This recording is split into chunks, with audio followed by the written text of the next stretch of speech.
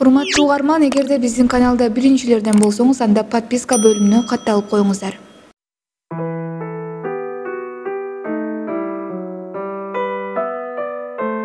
Мындан бир топ убакыт мурда 3 дос жайнаган мигранттардын катарын толуктап, Москва шаарында иштеп калышат. Ал жердеги шартка жараша 3 бөлмөлүү ижаранын бирөөсүн ээлеп жашашат. Калган 2 бөлмөдө да толтура тургундар бар эле. Күндөрдүн бир күнүндө ошол ижарага 30дардын тегерегиндеги анча-мынча өңдү түстүү келин келип, алардын арасында жашап калат. Анын жумушу оң болбой, анча акча таппай кыйналып жүргөн келин экен. 3 достун бирөө убакытты көп өткөзбөй эле ошол келин менен жакындан таанышып калат.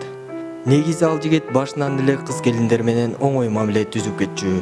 Экөөнүн мамилеси өтө тездик менен өнүгөт. Көп убакыт өткөрбөй эле жигит келинди көңүлдөшү кылып алат. Мындай карасаң эч кызыгы жок болуп эле жүргөн окуядай.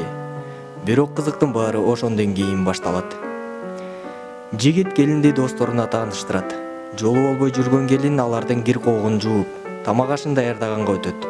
Жигиттер анысына тыйын төлөп бере башташат. 3 дос бир мекемеде иштешет.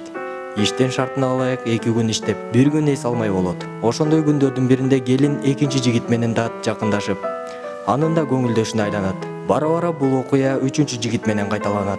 Баарынан кызыгы мындай көрүнүш 3 доско да, анан тиги келинди да ирэнжитпейт.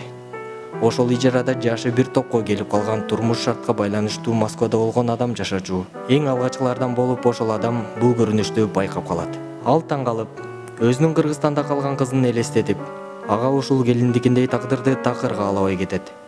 Ал эми тигилерге болсо баары бир. Мындай окуя акыры көнүмүшкө айланып, бир да алайга созулуптур.